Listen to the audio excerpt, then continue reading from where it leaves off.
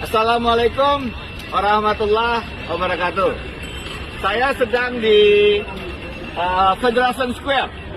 Ini salah satu tempat di pusat kota Melbourne. Jadi ini tempat orang kumpul. Hari ini kita membuat poster spanduk agak besar. Terima kasih kepada Udaidi Tasman yang telah meluangkan waktunya hari ini secara mendadak. Isinya adalah Jokowi, don't cawe-cawe, stop dynasty. Kenapa hari ini? Karena hari ini Presiden Jokowi sedang ada di Sydney. Pesan ini perlu kita suarakan agar lebih terdengar, agar lebih mendapatkan atensi, agar lebih mendapatkan perhatian. Kenapa? Karena cawe-cawe Presiden bukan untuk kepentingan bangsa dan negara.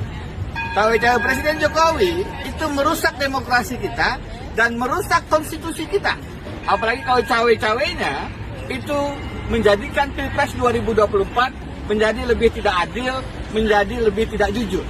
Maka kita harus melakukan sikap yang kritis, melakukan perlawanan. Presiden tentu bisa cawe-cawe dalam artian positif, positif intervention. Bagaimana? Sekarang ada RUU perampasan aset.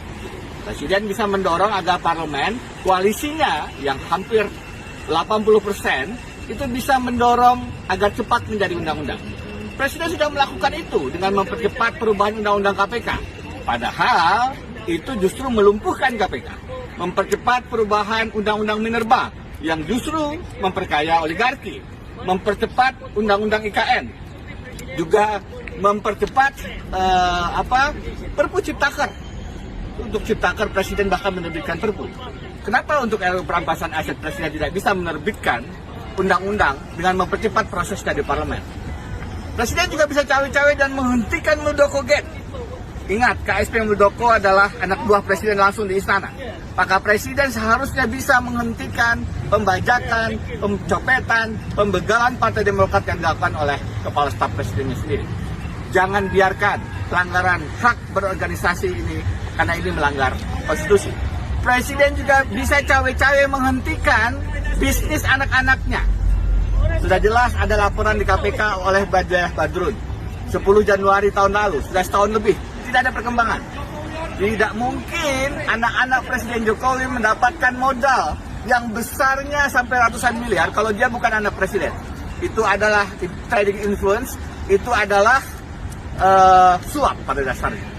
Jadi, kalau ingin dilakukan langkah-langkah intervensi yang positif, cawe-cawe, hentikan bisnis-bisnis koruptif anak-anak Jokowi. Masih banyak lagi cawe-cawe yang lain untuk kepentingan bangsa dan negara. Tapi justru untuk kepentingan penegakan hukum, kepentingan pemberantasan anti korupsi, Presiden banyak lepas tangan. Membiarkan KKN makin merajalela. Karena itu, pesan kita kepada Presiden Jokowi, hentikan cawe-cawe yang mengganggu pemilu 2024. Hentikan cawe-cawe yang menjegal calon presiden. Lakukan cawe-cawe yang harus dilakukan presiden. Seperti mendorong perampasan aset undang-undangnya. Menguatkan kembali KPK.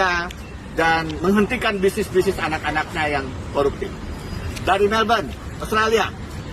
Jokowi, don't cawe-cawe, stop dynasty. Jokowi! Don't cawe-cawe! Stop dynasty!